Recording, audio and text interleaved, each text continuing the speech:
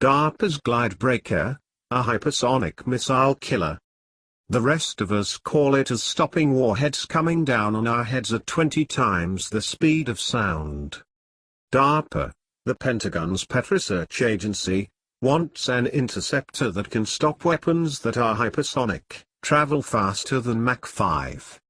The agency has begun Glide Breaker, its project to stop boost glide vehicles that are lofted high into the atmosphere atop a ballistic missile, and then glide down to Earth. The current example is Russia's Vanguard, touted by President Vladimir Putin as unstoppable by anti-missile defenses. The Vanguard is lofted by a giant RS-28 Armored ICBM, and then glides down to its target at Mach 20+. China and the US are also developing boost glide vehicles.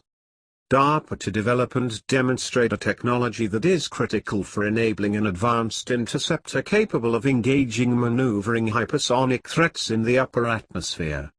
And it wants this technology in a hurry. There's a reason for the rush.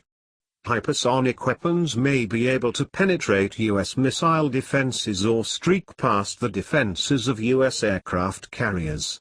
Even more worrisome, they might be armed with conventional warheads to destroy targets, notably a Vanguard. DARPA's solicitation is light on unclassified details, though it says it wants innovative solutions to stop boost glide vehicles. That's putting it mildly. If shooting down ballistic missiles is hard, then boost glide vehicles, also known as hypersonic glide vehicles, is even harder. For starters, the gliders don't traverse outer space like an ICBM, but instead soar through the thin upper atmosphere, where they can achieve extremely high speeds while flying too low to be easily detected by early warning radars designed to track ballistic missiles arcing through outer space. For another, while an ICBM warhead follows a predictable, and Mach 20, path as it descends through the atmosphere, a boost glide vehicle can maneuver, which make it much harder to intercept and hit. Intercepting a ballistic missile with an anti-missile has been likened to hitting a bullet with a bullet. Imagine if the bullet were taking evasive action. Or put another way, counter-hypersonics encounters all the difficulties of ballistic missile defense against ICBMs, and then some.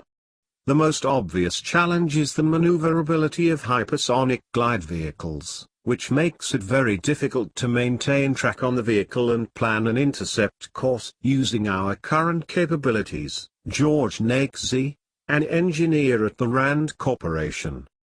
James Acton, an arms control expert at the Carnegie Endowment for International Peace, argues that despite their speed, hypersonic weapons can be destroyed by some ballistic missile defense systems such as the Terminal High Altitude Area Defense (THAAD) system.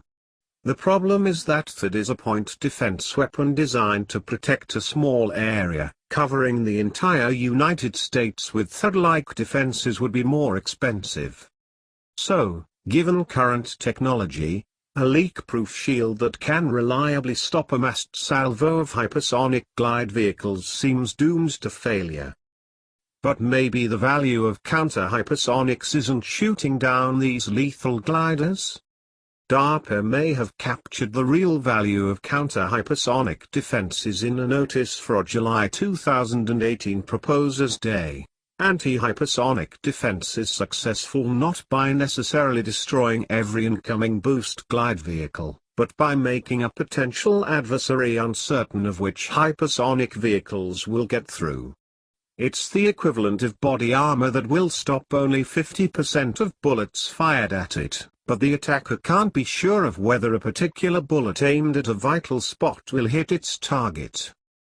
However, the Achilles heel of ballistic missile defense has been that it's cheaper for an attacker to build an overwhelming mass of missiles and warheads than it is for the defender to build interceptors to stop them.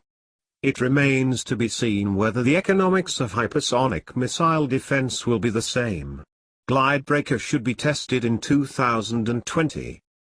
Thank you for watching.